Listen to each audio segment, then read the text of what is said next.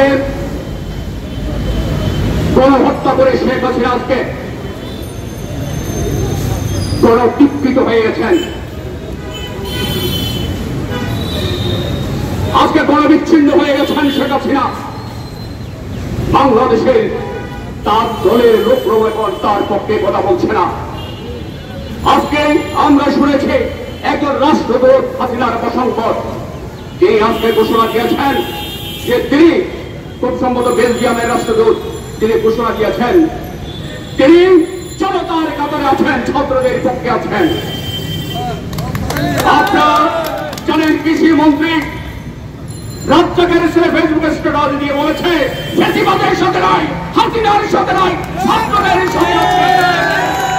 বন্ধুরা আমার, কিছুক্ষণ আগে 20 জন সেনা কর্মকর্তা এখানে এসেছেন সাবেক, তারা কথা বলেছেন, গতকাল তারা মিছিল করেছেন, গতকালে তারা বিবৃতি দিয়েছেন, তারাও বলেছেন ফ্যাসিবাদের সাথে নাই, খুনির সাথে নাই, চার হাত ছাত্রের রক্তে রঞ্জিত, সাংবাদিকের রক্তে রঞ্জিত, তার সাথে তারা নাই। এর আগে তারা একটা শোক দিবস পালন করছে, কে যে খুন করছে সে চুপ করবে। বাংলাদেশের জনগণ সেটা প্রত্যাখ্যান করেছে। ছাত্র বলেছে আমরা কালো নয়, লাল বেশ ধারণ করব। তারা বলেছে তোমাদের ফেসবুক লাল করো। হাসিনার প্রসঙ্গতরা বলেছে কালো করো। বলেন 2% লোক কেন পেয়েছেন কিনে আপনারা?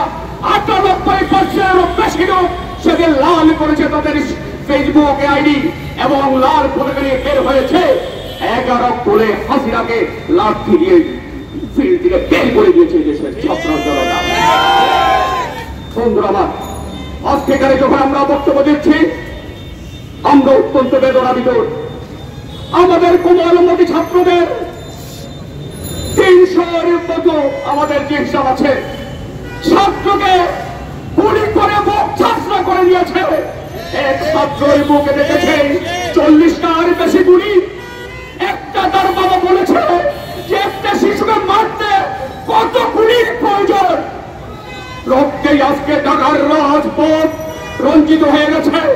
71-এ যেভাবে 52-69 নয়, 71-এর মতো আজকে ঢাকার পিচ ঢাকার রাস্তা রক্তের লালে লাল হয়ে গেছে। আমি বিশ্বাস করতে চাই না এই মায়ের দুধ যে খেয়েছে, এই বাংলার নুন যারা খেয়েছে, ভাত খেয়েছে, তারা চুরি করে বাঁচতে পারে না। আমার ভাইয়ের রক্ত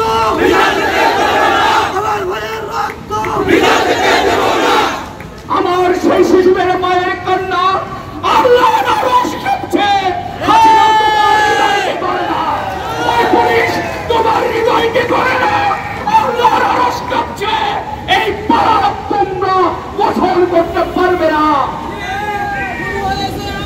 আল্লাহ রস খাচ্ছে মা বলতে আজকে কান্দায়, আমার শিশু সন্তানদের কান্দায়, আমার নতুন প্রজন্মের কাছে সাংবাদিক সমাজের আত্মাকে জোর হাতে খাওয়া চাই।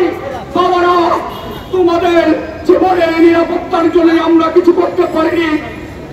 বাবারা, তোমাদের পূর্ব প্রজন্ম হিসাবে আমাদের যে দায়িত্ব পালন করার কথা ছিল আমরা সেটা পারিনি। তোমরা আমাদেরকে ক্ষমা করে দাও। তোমরা আমাদেরকে যে আন্দোলনের নামিয়েছ, তোমাদের নেতৃত্বে 71-এর যুদ্ধ হয়েছে, 69 হয়েছে, 52 হয়েছে, আমরা নেমে এসেছি আমাদের পাপ পোষণের জন্য। যতক্ষণ পর্যন্ত তোমাদের রক্তের বদলা নিতে না পারবো, রাজপথ ছেড়ে সাংবাদিকরা যাবে না। আজ আমার লজ্জা হয় কিছু কিছু সাংবাদিক টক শুতে বসে, যারা জাতীয় প্রেস ক্লাবের নেতৃত্ব আছেন, প্রেস ক্লাবের মেম্বারও, খুনিদের পক্ষে গুণগান গান, তারা বাঞ্ছুরের পক্ষে কথা বলেন, বিরুদ্ধে কথা বলেন। তারা একবারও আমার কোমলমতি শিক্ষার্থীদের যে গুলি করে মুখ যাত্রা করে দিয়েছে তা নিয়ে একটু কথা বলেন না। এদেরকে জাতির বিবেক বলি কিভাবে? আর দাস শেখ হাসিনার পা চাপা কুত্তা, তাদের বলে জীবনের চেয়ে সম্পদের দাম বেশি নয়। সম্পদ মানুষের জন্য, জীবনের জন্য।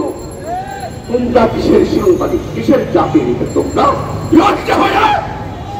গতকাল দেখলাম টিভি পত্রিকায় বিটিভিতে গিয়ে কিছু শিল্পী গাঞ্জা করছে, কি জন্য? বিজেপি জ্বালিয়েছে। ওই নরপিচাসরা, ওই জাতির শত্রুরা আমার ছাত্র ভাই যেখানে নিহত হয়েছে তাদের মায়ের কাছে গিয়ে কিন্তু শোক জানায় না, তারা শোক জানায় বিজেপিকে নিয়ে, শোক জানায় নেল নিয়ে। এরা মজার বড় সত্য নেই, এরা হচ্ছে জাতীয় শত্রু, এরা মানবতার শত্রু, এদেরকে চিহ্নিত করে রাখে। এরাই হচ্ছে সবচেয়ে জাতির জন্য ক্ষতিকর। বন্ধু আমার, বর্তমান সিংহরা আজকে ইউনিয়নে একটি কথা বলে ইউটিউবে দেখে আসলাম, পুলিশ কে তার মা ফোন করেছে, বলছে বাবা ভালো আছিস? কিনা করতে বলছে মা আছি। বাবারে একটা সাবধানে থাকিস, আর গুলি চালাস না। এখানকার সমাজের লোকজন তো পুলিশকে খুব খারাপ বলছে, পুলিশ কাছে লিপ থেকে ওদিকে মা কাছে চিৎকার করে, এটা বোঝা গেছে এই পুলিশ ইচ্ছাকৃত গুলি করে নয়, হাসিনার নির্দেশে গুলি করতে হয়েছে। সব শেষে শিক্ষার ঘরে বসে সেটা বলে হাসিনার পতন গতকালকে হয়ে গেছে। হাসিনা ঘর পালানোর জন্য সিদ্ধান্ত নিয়েছে, শুনেছে 525 দেশ থেকে বিমান রেডি করে রাখা হয়েছে, সেই কোন মুহূর্তে তাকে উড়িয়ে নেওয়ার। আমরা বলি আমার সত্যকে গুলি করে হত্যা করে পালাতে পারবে না। রাজপথ, সড়কপথ, বিমানবন্দর বন্ধ করে দিতে হবে। এই হত্যার খুনের বিচার করতে হবে, না হলে শিশুদের কাছে আমরা অপরাধী হয়ে থাকবো, এই দেশের কাছে অপরাধী হয়ে থাকবো, এই জাতির কাছে অপরাধী হয়ে থাকবো, মানবতার কাছে অপরাধী হয়ে থাকবো। সেটা আমরা হতে চাই না। বিচার হতে হবে। তুমি খুন করে চলে যাবে, আমরা চেয়েছি দেখবো, সেটা হতে পারে না। জেগে ওঠো জনতা, জেগে ওঠো রিকশাওয়ালা ভাইরা, শ্রমিক ভাইরা, পুলিশ, আর্মি, পুলিশেও কালকে বিবৃতি দিয়েছে, তাদের কর্মকর্তারা সব জনতায় আছে হয়ে গেছে 71-এর মতো এক সারিতে। এখন একটা হুঁসা বাজানোর বাকি, সে হুঁসার জসিরেই বাজবে। হুঁসা বাজানোর সাথে সাথে যে যেখানে আছে, যার কাছে যা আছে তার এই জন্য আমরা জাগিয়ে পড়ে আমাদের সন্তান হত্যার প্রতিশোধ নেব। বাংলাদেশকে পৃথিবীর মুক্ত করে একটা মানবিক রাষ্ট্র ইনশাআল্লাহ আমরা কায়েম করবো। সেই লড়াইয়ের জন্য প্রস্তুত থাকার আহ্বান জানিয়ে আমি আমার বক্তব্য শেষ করছি। আপনাদের সবাইকে অবদান ধন্যবাদ।